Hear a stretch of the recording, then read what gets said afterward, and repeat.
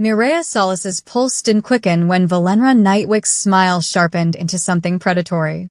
That steadiness, that unnatural calm, should have warned her that tonight would fracture the careful life she'd built in the shadows of the Vampire King's court. Normal mortals trembled when Valenra entered a room. Seasoned nobles averted their eyes. Hardened guards twice Mireia's age had fled the Obsidian Chalice in disgrace after one of Valenra's performances. But Mireia just stood there, silver tray balanced in her hands, watching this beautiful, immortal woman decide exactly how to break her. "Tell me something," Valenra said, her voice like silk dragged across broken glass. "Do you believe you deserve to look at me directly?" The question hung in the air like a blade suspended from thread.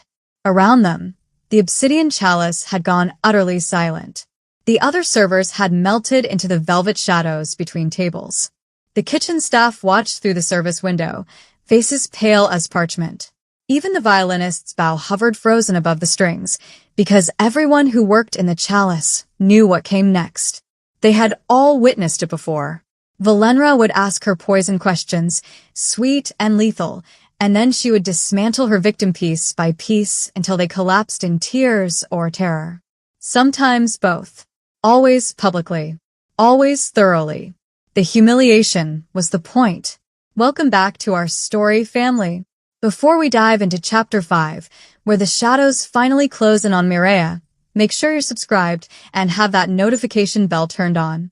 We're building an incredible community here, and I want to know, if you were in Mireia's shoes, facing the King of Shadows, would you stay or run? Let me know in the comments where in the world you're watching from, because tomorrow's continuation is going to be even more intense. Now, let's see how the fall begins. Mireia had only been serving in the chalice for 3 months, but she had heard the stories. About the sommelier who had poured too slowly and been blacklisted from every noble house in the realm. About the kitchen apprentice who had overcooked Valenra's meat and lost 3 fingers to an unfortunate accident. About the senior server who had tried to defend a fellow worker and disappeared entirely. No body, no explanation, just an empty uniform folded neatly in the staff quarters. Valenra Nightwick was engaged to King Theros Vermont, the ancient ruler who controlled the night itself. His word was absolute law. His presence meant death or mercy at his whim. His dominion stretched across territories that mortals no longer dared to map. But Theros ruled from shadow and silence. Valenra ruled through spectacle and fear. She was his display of power, his public warning, his reminder that proximity to the throne did not grant protection, it granted exposure. And she reveled in every moment of it. "I asked you a question," Valenra continued, taking a step closer. The scent of night-blooming roses and old blood drifted from her. "Do you believe a mortal servant has the right to meet my eyes? Because the way you're looking at me right now, with that infuriatingly serene expression, suggests you don't understand what you are." Mireia met her gaze. Valenra's eyes were cold, crystalline, utterly empty of empathy. The eyes of someone who had never faced consequences. The eyes of someone who had built an empire on the suffering of those too afraid to resist. "I don't presume to deserve anything, my lady," Mireia said quietly, her voice steady as stone. "I'm simply doing my work. You requested the 1847 reserve, and I've brought it." Valenra's laugh was like ice cracking. "My work," she repeated mockingly. "Your work is to be invisible, to serve without being seen, to exist only when I require you to exist.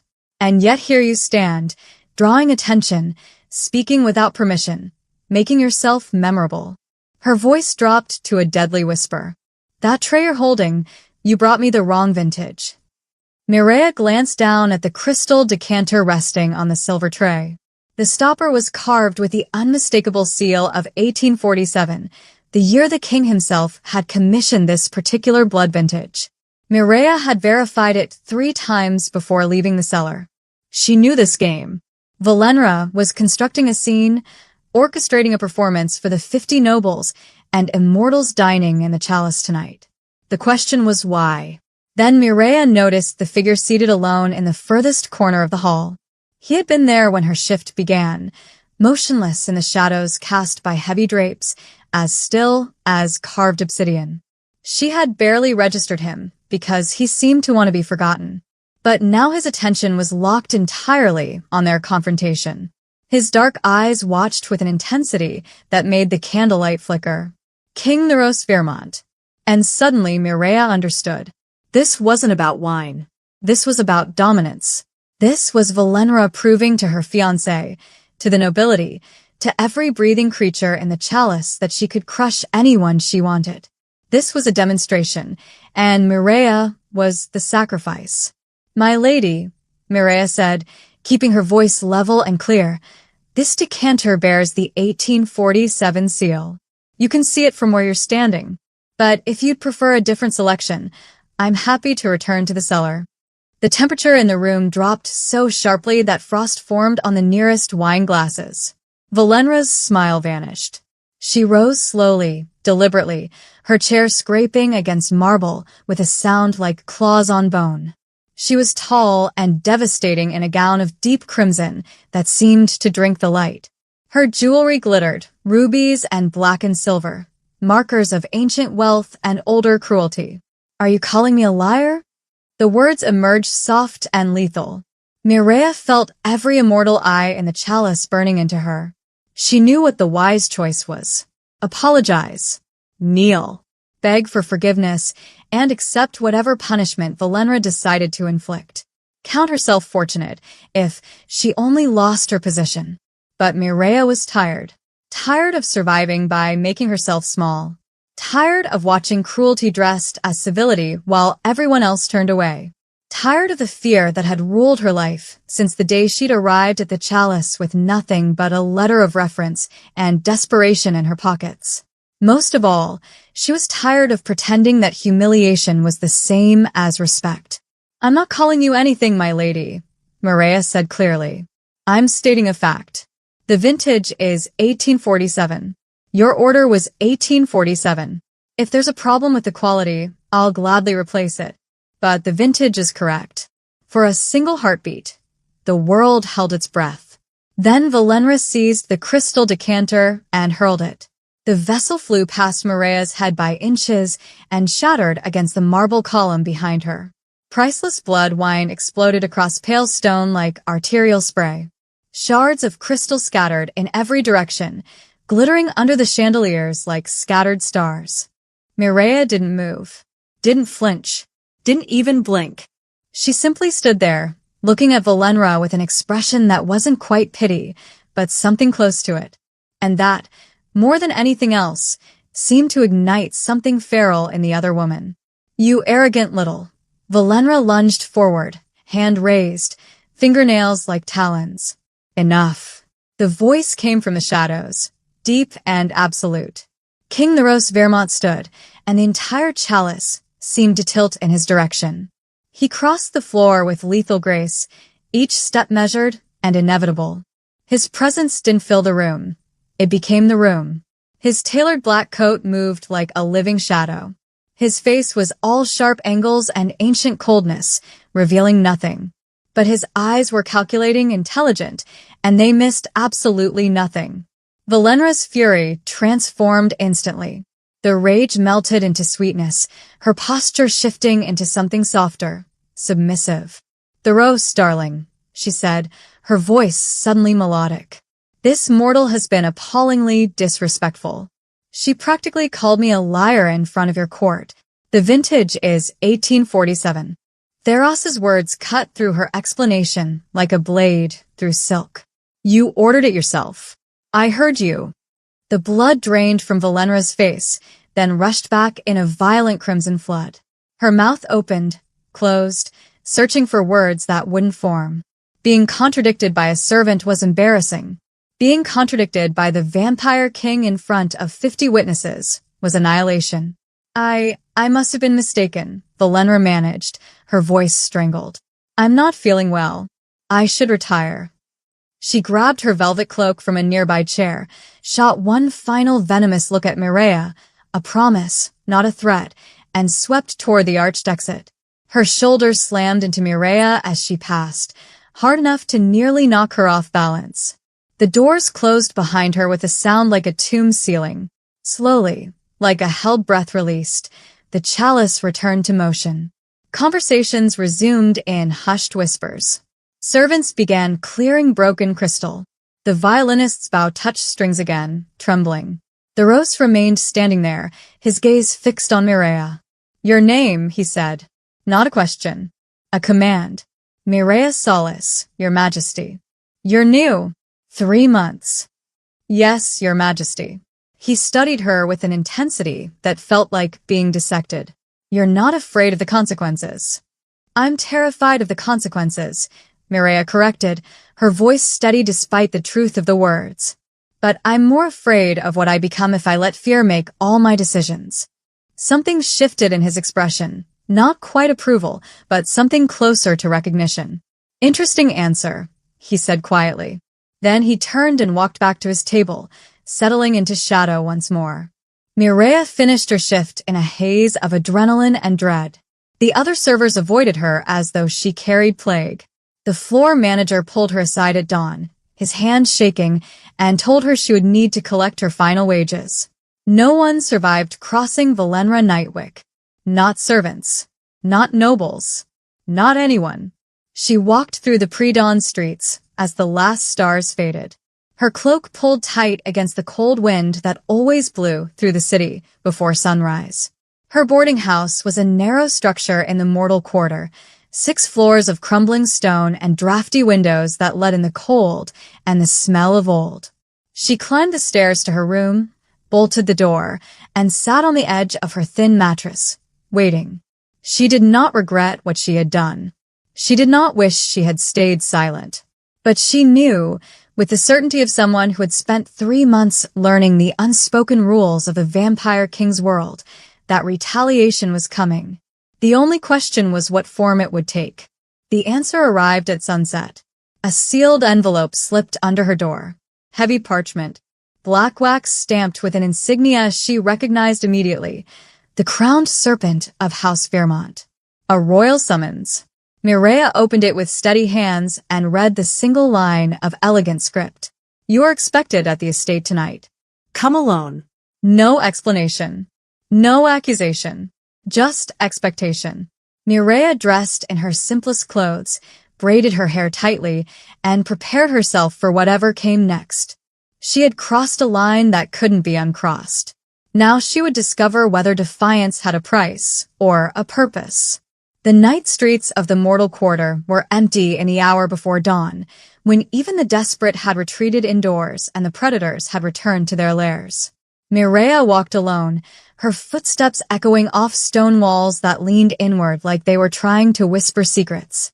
Above, the sky was the color of a bruise, purple-black bleeding into sickly gray. No stars.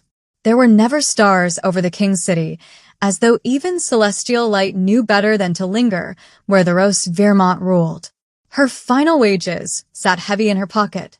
17 silver crescents and 23 copper marks, exactly 3 months' worth of survival, minus the cost of her uniform and the mandatory court levy that every mortal servant paid for the privilege of working in the chalice. The floor manager had counted the coins out with trembling hands, unable to meet her eyes, as though looking at her directly might transfer her curse to him. "I'm sorry," he'd whispered, and she believed him. He'd been kind to her during training, patient when she'd fumbled the elaborate serving rituals, protective when the other servers had tested her with cruel pranks meant to break newcomers. But kindness had limits in the Vampire King's domain, and she'd exceeded his 3 months ago when she'd accepted this position, knowing what it might cost. No, that wasn't true. She'd exceeded them tonight, when she'd chosen dignity over survival. Mireia pulled her cloak tighter as wind howled through the narrow street, carrying the scent of smoke and old blood. The mortal quarter was a maze of structures that had stood for centuries, each generation building atop the bones of the last until the streets became canyons and sunlight, when it came, only touched the rooftops. Down here, everything existed in perpetual twilight. She passed the baker's shop, dark and shuttered. The seamstress's window, curtains drawn. The apothecary with its sign creaking in the wind, a mortar and pestle carved from wood so old it had turned black. All closed. all safe behind locked doors and warded thresholds, because dawn was when the immortals finally slept and mortals could breathe without wondering if each breath might be their last. Her boarding house appeared at the end of the street like a tombstone. 6 stories of gray stone and narrow windows, iron bars rusted from centuries of rain. She climbed the exterior stairs. The interior ones had collapsed 2 years ago, and the landlord had never bothered to repair them, and reached the 6th floor as the sky began to lighten from bruised purple to ash gray. Her room was exactly as she'd left it.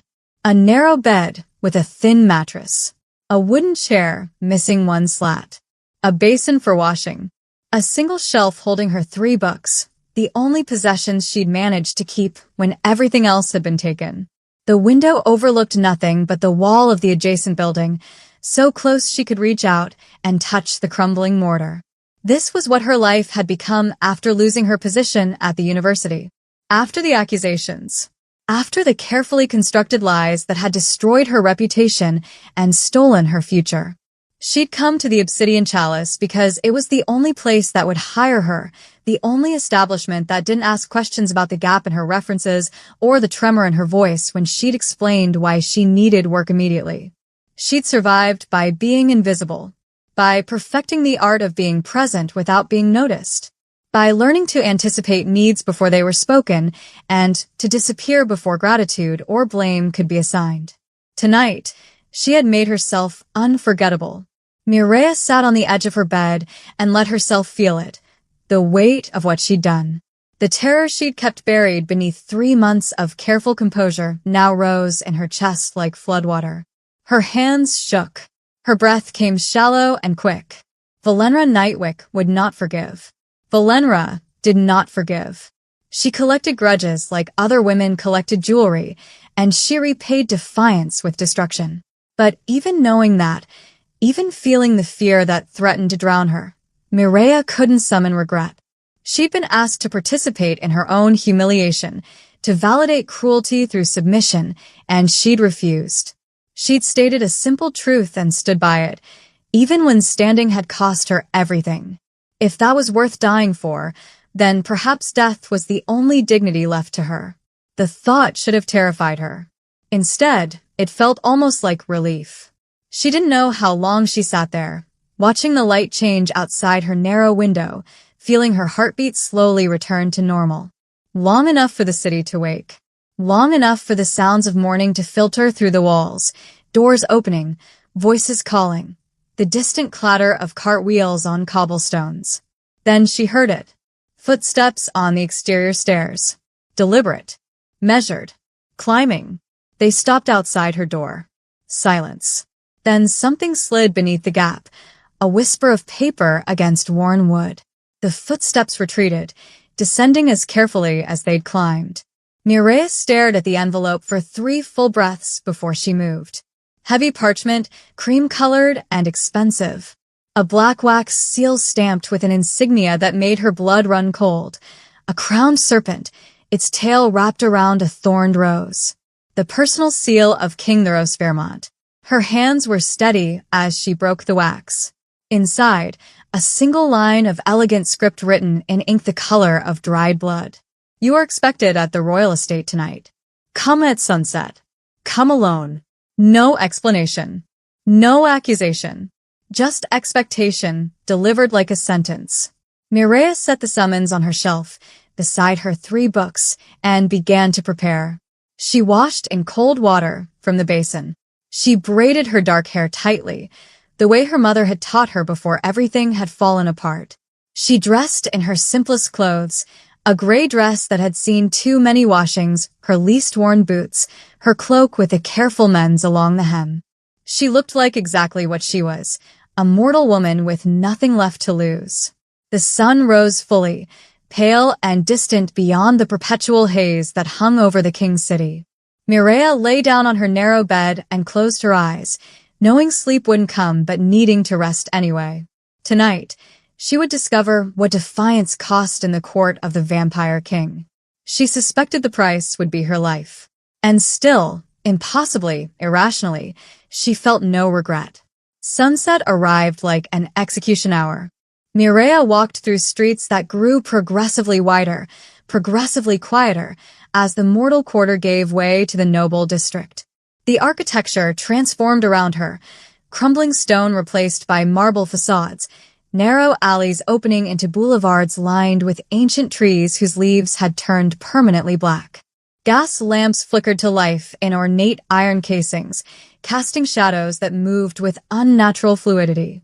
The royal estate rose at the city's heart like a crown of thorns. Obsidian towers pierced the darkening sky, their windows glowing with cold light.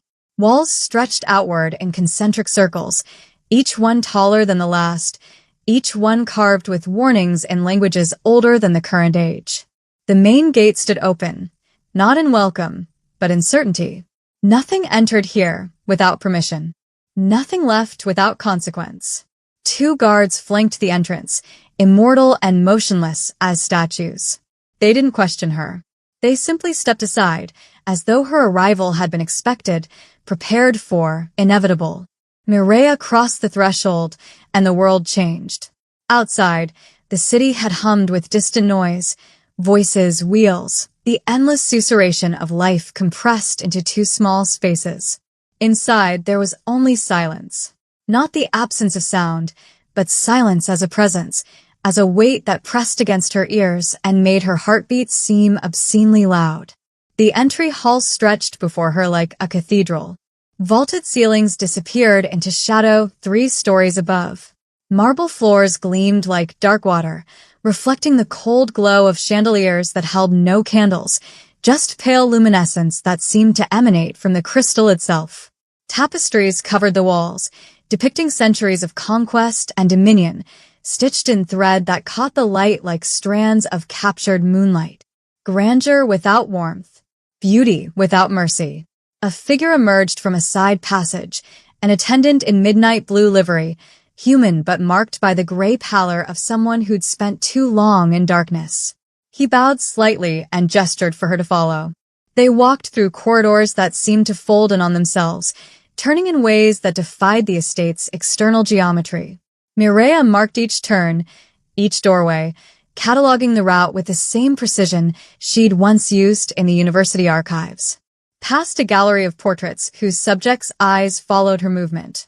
Past a conservatory filled with plants that grew in complete absence of sun.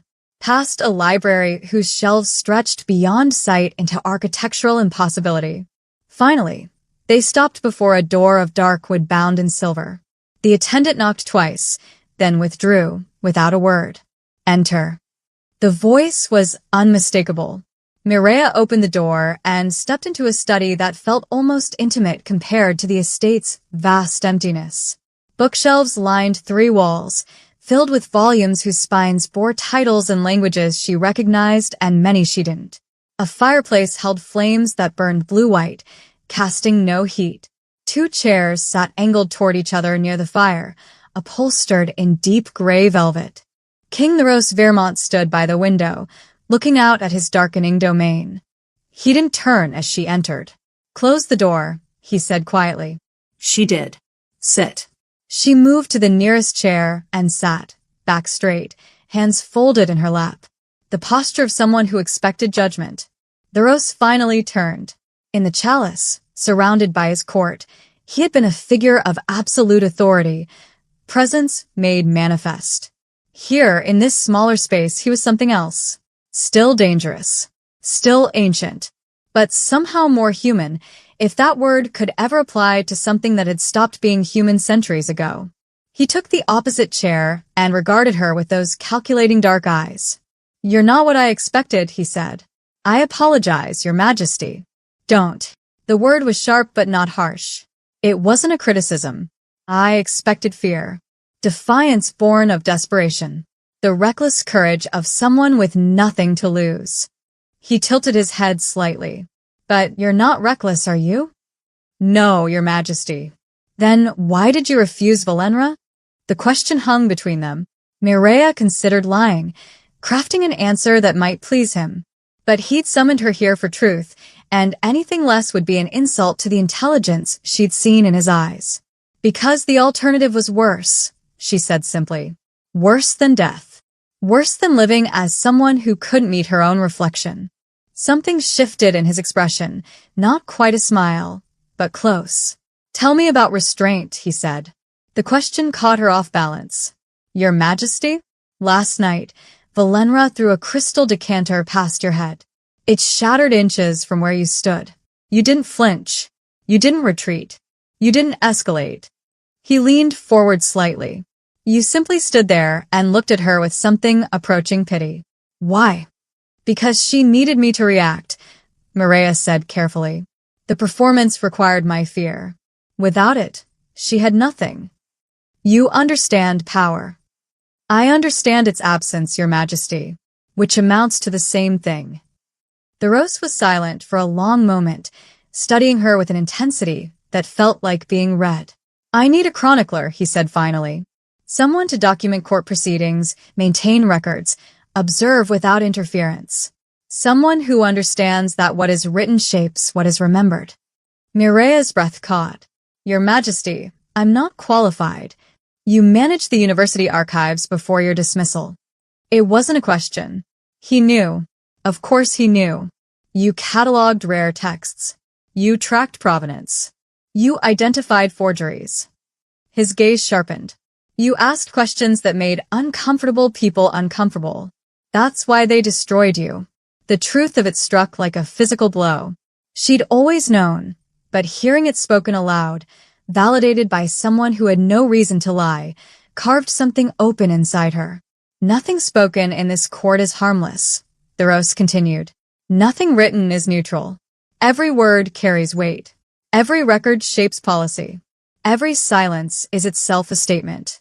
He stood, crossed his desk, and returned with a small silver key. "This opens the chronicle chambers. You'll have access to court proceedings, private audiences, treaty negotiations. You'll document what you see, accurately, Completely. without bias or omission. And if what I see contradicts the official narrative, then you document both." He placed the key in her palm. It was cold and heavier than it should have been. "You'll have a room in the East Wing. Meals provided. A stipend. Protection, to the extent that anyone in this court can be protected. Valenra will object." "Valenra," the Rose said quietly, "is my concern, not yours." But the way he said it, the careful neutrality of his tone, told Mireia everything. Valenra was a problem he hadn't yet decided how to solve. And Mireia had just been positioned between them. "Your Majesty, you may go. Your quarters are prepared. An attendant will show you." He turned back to the window, dismissing her. Then, just as she reached the door, "Mireia," she stopped. "Don't mistake survival for safety. You're visible now. That makes you valuable. But visibility is a blade that cuts both ways." She understood. In the chalice, she'd been invisible, beneath notice, one servant among many. Now she would be seen, watched, measured. Every word she spoke, every record she kept, would be scrutinized by those who thrived on finding weakness. "I understand, Your Majesty." She left the study and found the attendant waiting. As they walked through corridors toward the East Wing, she felt it. The weight of eyes from shadowed alcoves, the rustle of whispers from behind closed doors. The court already knew. Word traveled faster than breath in places built on secrets. They passed through a grand corridor, and Mireia saw her. Valenra Nightwick stood at the far end, framed by a doorway, dressed in emerald silk that made her look like some poisonous, beautiful thing. When their eyes met, Valenra smiled. The same smile from the chalice, sharp and promising. She inclined her head in a gesture that might have been respect to anyone watching. But her eyes said, "I will destroy you slowly." Then she turned and vanished into darkness. Mireia followed the attendant to her new quarters, a room that was larger than her entire boarding house apartment, furnished with luxury she'd forgotten existed. But she barely noticed the comfort. She was thinking about visibility, about the target she'd just painted on her back by accepting the king's offer. In the chalice, Valenra had tried to humiliate her publicly. Here, in the Shadow Court, Valenra would try something far worse. and Mireia would have to survive it without the shield of invisibility that had protected her all these months. She locked the door, sat on the edge of a bed far too soft, and began to plan. Mireia's first week in the Shadow Court taught her something the Chalice never had. Valenra Nightwick was not powerful because she was cruel. She was cruel because cruelty was the only power she possessed. The revelation came slowly, assembled piece by piece like a mosaic viewed too closely to see the whole image. Mireia sat in her designated corner during court proceedings, stylus moving across parchment in careful script, documenting everything. She was furniture, background, invisible again, but this time by design rather than necessity. And from that invisibility, she watched. She watched how nobles entered rooms where Valenra waited, how their conversations would falter mid-sentence, how their postures would shift from relaxed to rigid, how smiles would freeze and die.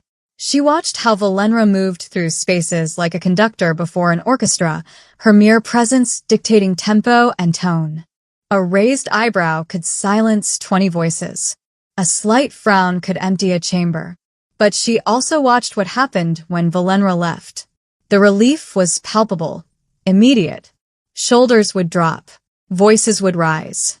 The court would exhale collectively, as though they'd all been holding the same breath. And in those moments, Mireia heard the whispers. Did you see how she looked at Lord Veston? He'll be reassigned by morning. 3 families exiled this month. All coincidentally opposed the new trade protocols. The king never approved those protocols. She announced them in his name. That last one made Mireia's stylus pause.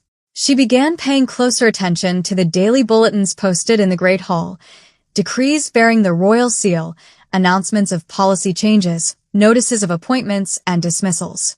She cross-referenced them against her own chronicle of court proceedings, noting which decisions the Rose had actually made versus which simply appeared already implemented.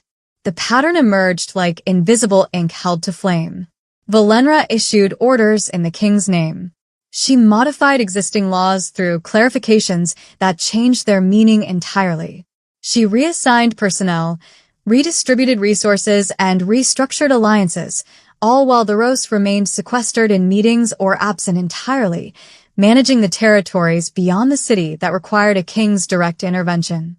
And by the time he returned, the changes were already woven into the court's fabric, accepted as inevitable, too entrenched to easily undo without appearing unstable or contradictory. It was brilliant in a parasitic way. Valenra had turned proximity to power into power itself.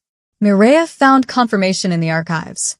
She'd been given access to centuries of records, and she used it.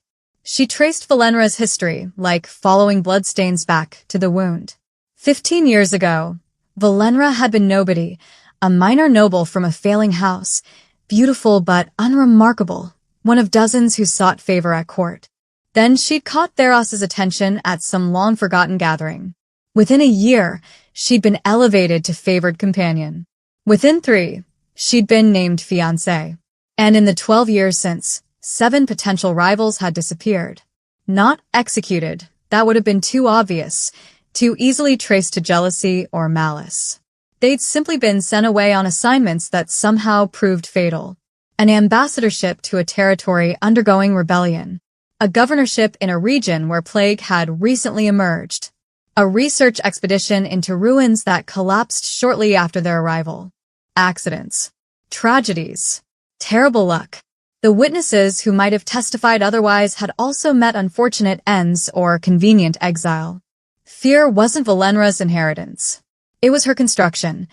Carefully built, meticulously maintained, ruthlessly defended.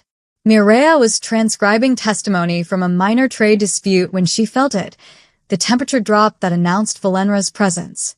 She didn't look up, just continued writing, though her awareness sharpened to a blade's edge. How diligent you are. Valenra's voice was honey and poison. She moved around the table where Mireia worked, trailing fingers along its edge, examining the parchments scattered across its surface. Documents. Records. Chronicles. Simply performing my duties, my lady, Mireia said evenly. Of course. Valenra leaned against the table, close enough that her perfume, night roses and something darker, filled the air. Tell me, do you enjoy your new position? So much access. So many secrets written down for posterity. I document what occurs. Nothing more. But documentation is interpretation, isn't it? Valenra picked up one of Mireya's completed pages, scanning it with those cold, calculating eyes.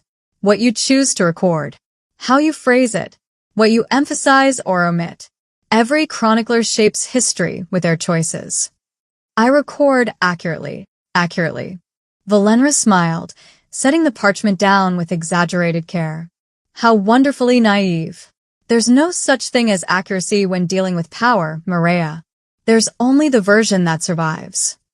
The threat wasn't explicit. It didn't need to be. I've been reading your work, Valenra continued, her tone conversational, pleasant. Very thorough. Very detailed. You notice things others might overlook. Small discrepancies. Procedural irregularities. The kind of observations that, in the wrong context, might seem almost questioning. I only document. I know what you document. The sweetness dropped from Valenra's voice like a shed skin. I also know what you survived 15 months ago. The accusations at the university. The evidence that appeared. The colleagues who testified against you. She leaned closer. Scholarly misconduct is such a vague charge, isn't it? So difficult to disprove. So easy to manufacture. Mireya's blood turned to ice. Valenra knew. She'd researched, investigated, found the wound, and now she was pressing on it. The interesting thing about patterns, Valenra continued, straightening, her pleasant smile returning, is how easily they repeat. A talented archivist. Trusted with sensitive materials. Evidence of tampering discovered. Testimony from reliable witnesses. And suddenly, credibility vanishes like smoke. She moved toward the door, pausing at the threshold. Do be careful with your accuracy, Mireya. It would be terrible if your chronicles became compromised. If questions arose about their reliability. If you were found once again to be less trustworthy than you appeared. The door closed softly behind her. Mireya sat in the empty room, stylus frozen above parchment, understanding crystallizing like frost on glass. Valenra's power was performance. Theater backed by manufactured fear. It survived because no one examined it too closely, because the cost of questioning was designed to exceed the value of truth. But theater required willing audiences. And Mireya had just been warned that if she looked too closely behind the curtain, the same machinery that had destroyed her once would activate again. The question was whether truth mattered enough to risk everything. Again, the trap didn't spring with a roar. It closed with the silent, surgical precision of a tomb. Mireya had barely finished transcribing the morning's trade petitions when the doors to the chronicle chambers were thrown open. It wasn't the usual soft-footed attendant who entered, but a squad of the king's black guard, their armor swallowing the cold light of the hall. Behind them walked Valenra Nightwick, her expression one of performative sorrow that sent a chill deeper than the estate's unnatural winter through Mireya's veins. I truly wished I was wrong about you, Valenra sighed, her voice carrying to the nobles already gathering in the corridor. Before Mireya could speak, the captain of the guard stepped forward, his hand resting on the hilt of a blade forged in shadow. Mireya Solis, you are charged with high treason against the crown, the theft of consecrated blood vintages, and the systematic falsification of the royal chronicles. That's impossible, Mireya said, her voice steady despite the hammer of her heart. I have documented only what has occurred. Is that so? Valenra stepped to the desk, her fingers plucking a ledger from the stack. She flipped it open to a page Mireya had finished only an hour before. The ink was the same. The script was an identical match to Mireya's own hand, but the words were a nightmare. Instead of trade disputes, the records detailed a fictional conspiracy between the king's border generals to overthrow House Fairmont. And then there is the matter of the cellar, Valenra continued. She gestured to a guard, who produced a small, blood-stained vial from Mireya's own cloak, which had been hanging by the door. The 1847 reserve. The very vintage you claimed to respect so much. The betrayal of the physical evidence was a dull ache, but the final blow was the testimony. The floor manager from the Obsidian Chalice was led into the room, his face ashen, his hands shaking. She told me she would change the records, he whispered, refusing to meet Mireya's eyes. She said the king was weak and that she could control what history remembered. It was a blood-bound testimony, the words forced out by a magic that left no room for dissent. Mireya looked past the guards, past the sneering nobles, to the shadow at the end of the hall. King Theros Vermont stood there, motionless as carved obsidian. His face was a mask of ancient coldness, his eyes unreadable. "Your Majesty," Mireya said, her voice a plea for the truth they had discussed in the study. Theros did not move. He did not speak. He watched the guards seize Mireya's arms with the same calculating indifference he might show a dying moth. His silence was absolute, a sentence of its own. The walk to the dungeons was a blur of hostile faces and whispered vitriol. The court she had begun to understand now turned its back, the relief of having a scapegoat overriding any flicker of doubt. The iron door of the cell screamed as it closed, a sound like a tomb's ceiling. Inside, there was only the smell of damp stone and the absence of light. Mireya sat on the floor, her back against the cold wall, and let the terror she had suppressed for months finally drown her. She had been a fool.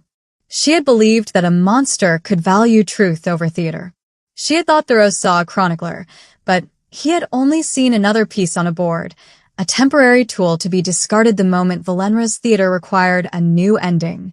In the crushing silence of the dark, her dignity felt like a hollow joke. She hadn't been chosen for her courage. She had been chosen for her vulnerability. As the first night of her imprisonment began, Mireya realized her greatest mistake. She had started to trust the King of Shadows. "Are you holding your breath yet?" Mireya is about to walk into the lion's den, and the stakes have never been higher.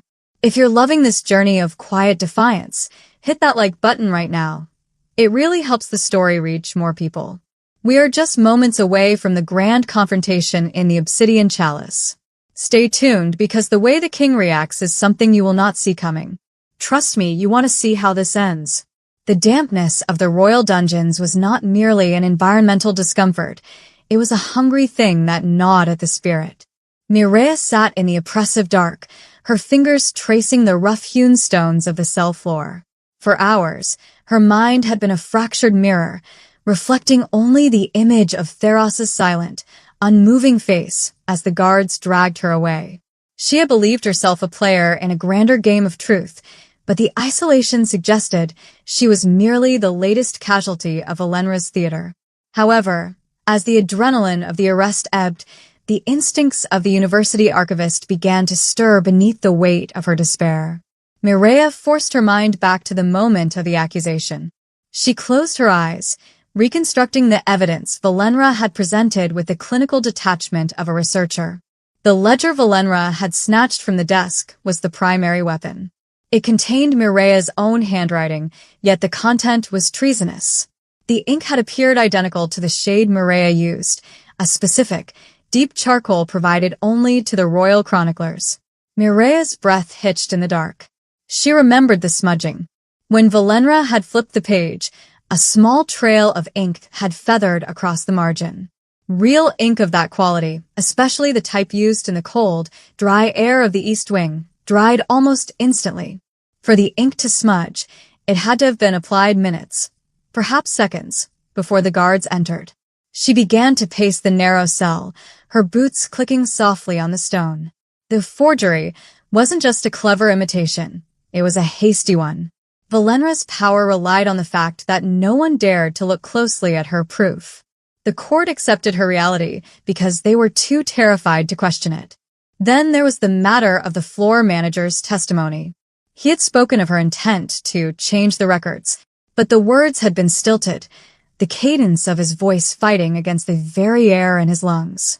Mireya had seen enough of the Vampire King's world to recognize the signs of blood binding, a cruel magic that compelled truth or lies based on the caster's will. "You noticed it too, then," A voice whispered from the shadows beyond the bars. Mireia froze. A figure huddled in the dim light of the corridor, cloaked in the drab wool of the lower staff. As the person leaned closer, she recognized Alara, a quiet maid who spent her nights polishing the silver in the obsidian chalice. "The manager," Alara said, her voice trembling. "They took him to the lady's private chambers an hour before the arrest. When he came out, he was empty, like a doll on strings." "Why are you telling me this?" Mireia asked, moving to the bars. "You saw what happened to the others who spoke up. Because you didn't flinch when she threw the crystal," Alara replied, her eyes bright with a dangerous hope. "Everyone else looks at the floor. You looked at her. You made her small for a moment. If you can do that, maybe you can do more." Alara reached into the folds of her apron and pulled out a bundle of thin, discarded parchment scraps, notes and memos recovered from the ladies' waste bins over the weeks. "I can't read well, but I know these marks. They aren't the king's." Mireia took the scraps, moving to the thin sliver of moonlight that managed to penetrate the high, barred window. Her eyes scanned the scribbles. They were drafts of the very decrees she had cross-referenced in the archives, policy changes that redirected tax revenue from the border defenses to private security within the city. More chillingly, she found a list of names. Several were the nobles who had coincidentally been reassigned or exiled. But at the bottom was a name that made Mireia's heart stop: Theros. Beside his name was a chemical formula for a sedative derived from night-blooming roses, the very scent that clung to Valenra like a second skin. The realization hit her with the force of a physical blow. Valenra wasn't just ruling through fear, she was actively subduing the king. Theros wasn't silent because he was indifferent. He was silent because he was being systematically poisoned, his ancient senses dulled by the woman he intended to marry. The spectacle of Valenra's cruelty was a distraction, a way to keep the court focused on their own survival while she hollowed out the throne from within. "I need a stylus," Mireia whispered, her voice burning with a new, cold fire. "And a message delivered." "To the king?" Alara asked. No. "To the high court," Mireia corrected, her mind racing. "Valenra's power is a performance. If I send a message to Theros, she will intercept it. But the law of the Shadow Court states that any noble or any official of the royal household charged with treason may demand a public hearing before the full assembly. They'll kill you the moment you step into the light," Alara warned. "They will try," Mireia said, her fingers tightening around the stolen parchment. But Valenra made a mistake. She thought visibility was a target. She forgot that it's also a lens. Mireia spent the remainder of the night writing. Using a sharpened piece of charcoal from the cell's cold brazier, she compiled the discrepancies. She detailed the smudged ink of the forged ledger, the chemical components of the night rose sedative she had smelled on the lady's person, and the timeline of the accidental deaths of Theros's inner circle. She wasn't just a waitress or a disgraced archivist anymore. She was a chronicler. She was recording the truth of a coup in progress. As the first gray light of dawn touched the prison walls, Alara returned. Mireia passed the final, folded document through the bars. It was her formal petition for an open audience, a law so ancient and rarely invoked that Valenra would likely view it as a desperate final prayer. "Deliver this to the Chancellor's office," Mireia commanded. "Don't let any of Valenra's guards see you. And if they refuse to hear you," Mireia looked up at the window. The bruise-colored sky was beginning to fade, and for the first time, she felt she could see through the haze. "Then I will die as the only person in this city who actually saw the Vampire King's court for what it really is," she said. "But I don't think they will refuse. The nobles are tired of being afraid, Alara. They just need someone to show them that the monster's teeth are made of glass." Mireia sat back down on the cold floor, her hands no longer shaking.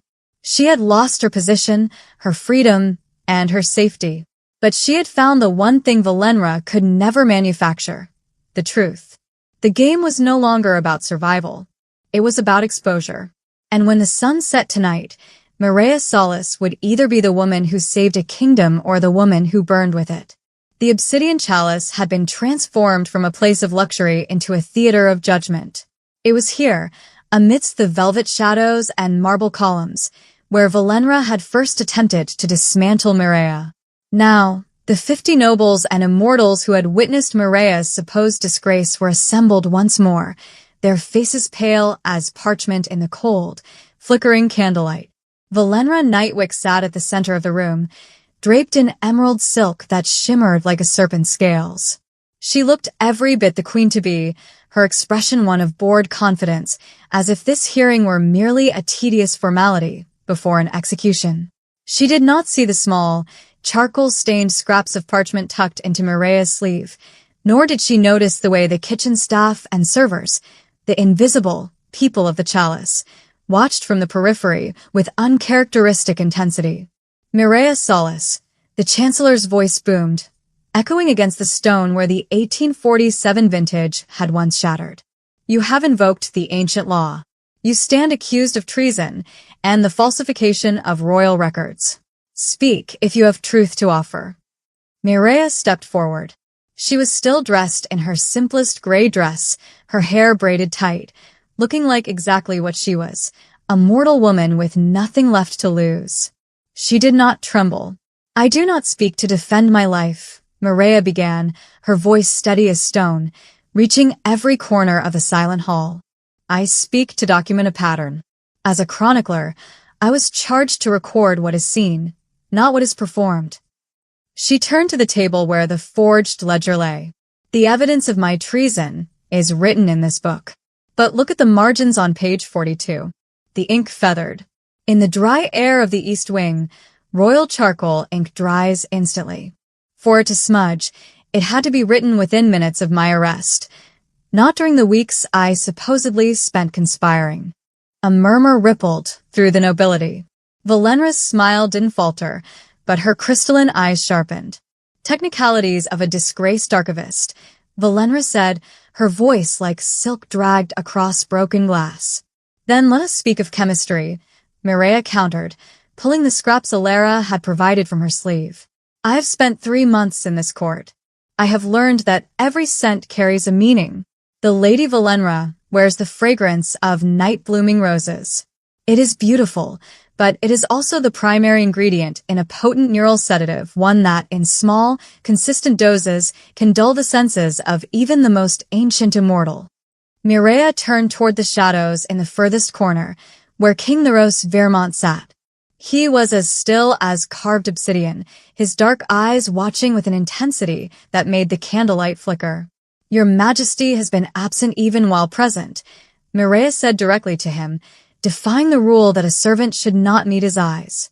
Not by choice, but by design.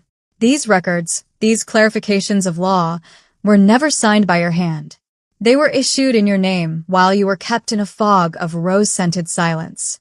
Enough. Valenra rose, her chair scraping against the marble with a sound like claws on bone. Her face was a violent crimson flood of rage. You dare suggest I would harm my fiancé? You, a thief caught with the king's own blood vintage in your pocket? I did not put it there. A new voice rang out. The floor manager stepped from the shadows. He was shaking, his face ashen, but he held a small, silver basin of water, consecrated for the breaking of blood binds. I planted the vial. I gave the false testimony. I was forced by the lady's blood magic. He dipped his hands into the water, and as the magic snapped, he fell to his knees. She promised me exile. She threatened my family. She has done it to all of us. The hall erupted. The carefully constructed theater was collapsing. Valenra lunged toward Mireia, her fingernails like talons, the mask of the submissive fiancé finally shredding to reveal the feral predator beneath.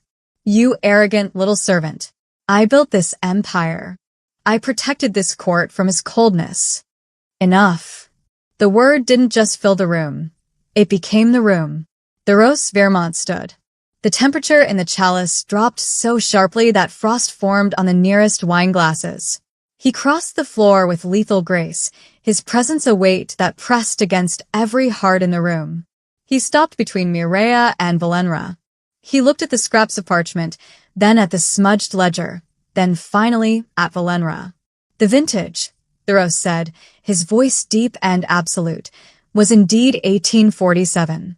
He turned his gaze to the court, his ancient coldness returning with a clarity that suggested the fog had finally lifted. The chronicler is correct. The records have been compromised. The crown has been mimicked. Valenra's rage turned instantly to desperation. Thoreau's starling. She's lying. She's manipulated the staff.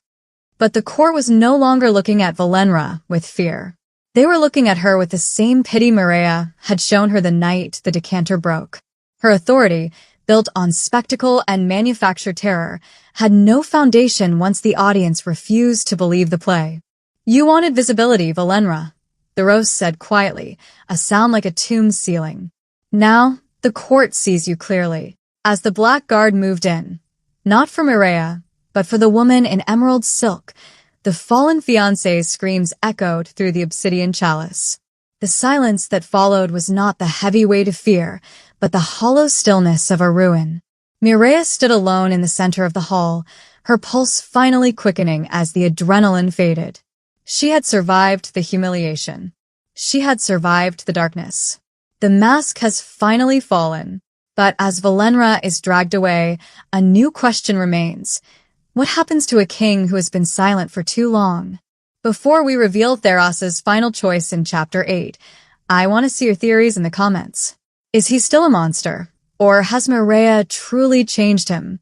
If you haven't joined our story family yet, click subscribe now so you don't miss the aftermath of this reckoning.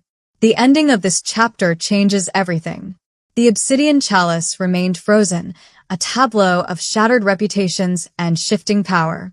The screams of Valenra Nightwick faded as the black guard dragged her toward the threshold, her emerald silk trailing like a dying flame across the marble. The nobles, once rigid with a habit of fear, now stood in a state of suspended animation, their eyes darting between the empty doorway and the king who had finally awakened. Thoreau Vermont did not immediately return to the shadows. He stood in the center of the hall, the blue-white light of the chandeliers reflecting in eyes that no longer seemed clouded by the scent of night roses. He looked at the faces of his court, the seasoned nobles who had averted their eyes from cruelty and the servants who had melted into the velvet shadows to survive. For centuries, Thoreau began, his voice devoid of its usual detached coldness, I have ruled from silence. I believed that my presence alone was the law, and that my distance granted me the clarity to judge. I was wrong. A ripple of shock passed through the assembly. The vampire king, an ancient ruler who controlled the night itself, had never before admitted a flaw.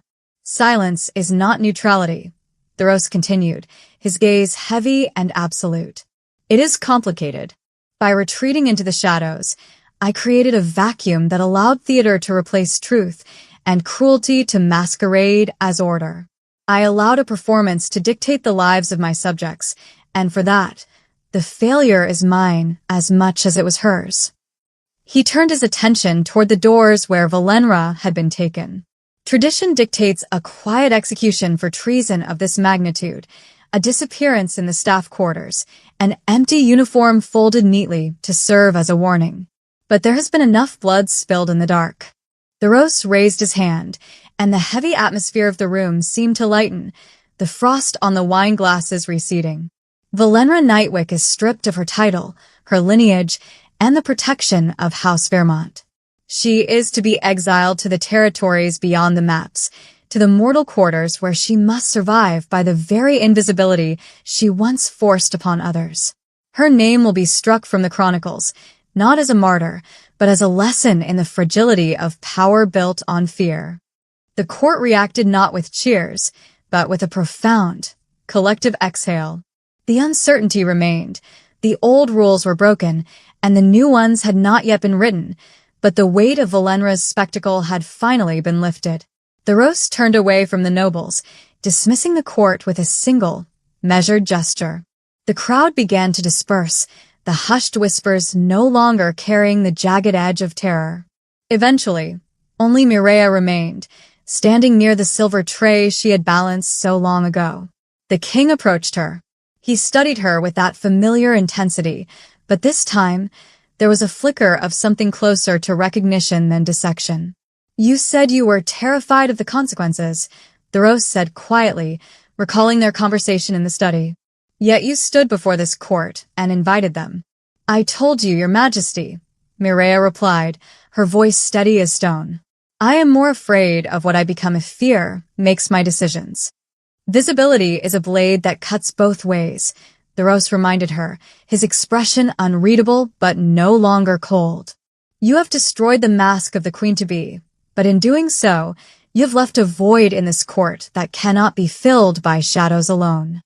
He stepped closer, the scent of old blood and night roses replaced by the neutral, crisp air of a clearing storm. "I do not need a chronicler who simply observes from the background. I need someone who understands that what is written shapes the realm and who has the courage to ensure the ink matches the truth." He held out his hand, palm up. "The East Wing remains yours, but the Chronicle Chambers are no longer enough.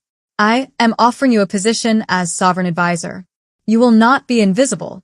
You will be my public reminder that proximity to the throne should grant protection, not exposure."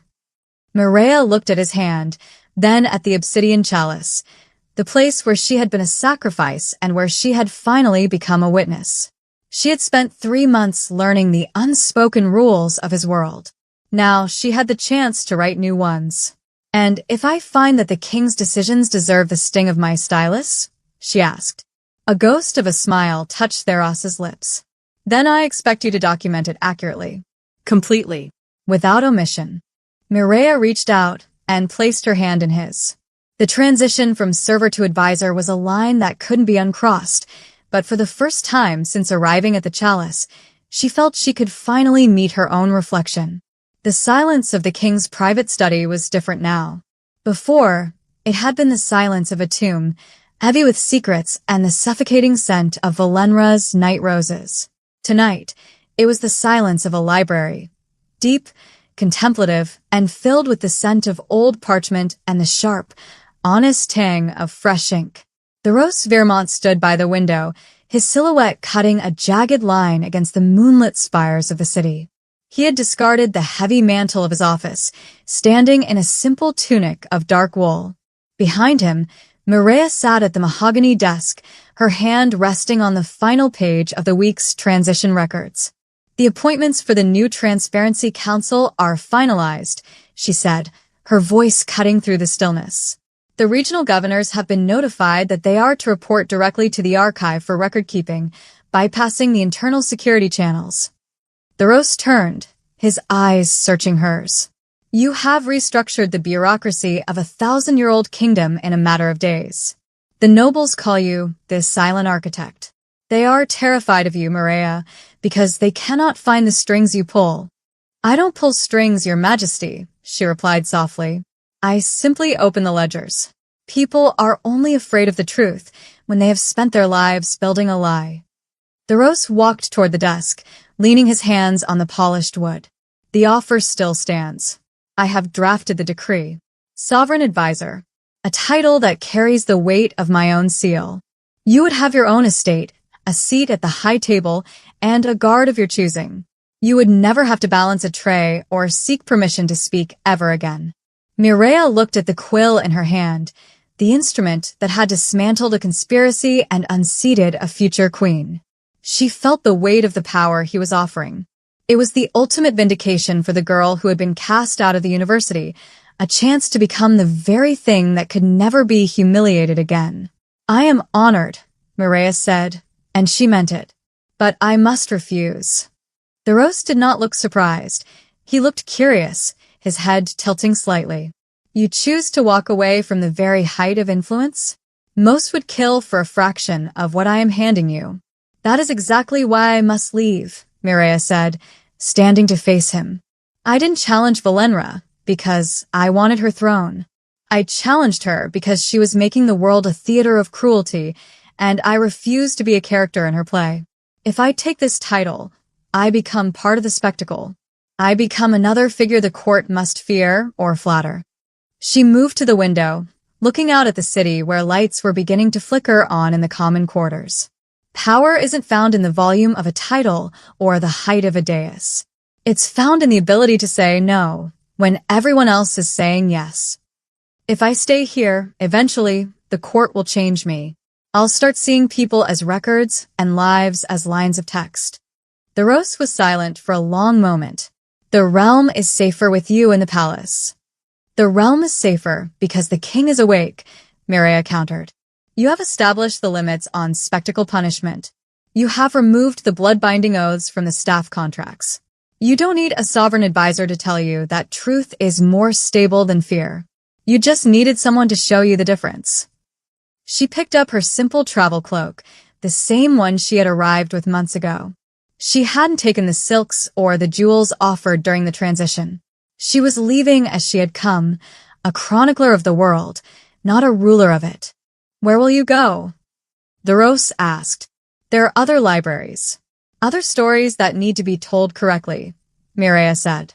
She reached into her pocket and pulled out a small, leather-bound journal, the one she had kept during her nights at the Obsidian Chalice. She placed it on the desk. This is the true history of the last 3 months. Keep it. Not as a weapon, but as a reminder. She walked toward the door, pausing at the threshold. She didn't bow. She didn't avert her eyes. She looked at the vampire king with the quiet dignity of an equal. Goodbye, the Rose. Mireia, he called out, his voice catching her just before she stepped into the hall. The 1847 vintage. You never did get to taste it. Mireia smiled, a genuine, tired expression that reached her eyes. I think I've had quite enough of the king's secrets for one lifetime. She walked through the palace halls, past the guards who now stood straighter when she passed, and out through the great iron gates. The night air was cold, but it was clean, devoid of the cloying scent of roses. As she descended the hill toward the city, she didn't look back. She knew that in the high tower, a king was watching her departure, his perspective forever altered by a woman who had dared to be quiet in a room full of screams. The world felt different. The shadows weren't less deep, and the monsters hadn't vanished, but the silence between them was no longer empty. It was filled with the knowledge that even the most ancient structures could be moved by a single, steady hand. Mireia Solis walked into the dark, her footsteps light on the cobblestones, a chronicler finally beginning a chapter of her own. Mireia walked into the night as a legend, proving that truth doesn't need a throne to be powerful. Thank you for sticking around with me until the very end, my wonderful story family. If this journey moved you, please subscribe and share this video. It's the best way to support the channel. I'll be reading all your comments tonight, so tell me, what was your favorite moment of the trial? Don't go too far, because tomorrow, I'm bringing you a brand new story with a twist just as sharp as this one. You won't want to miss it. See you then.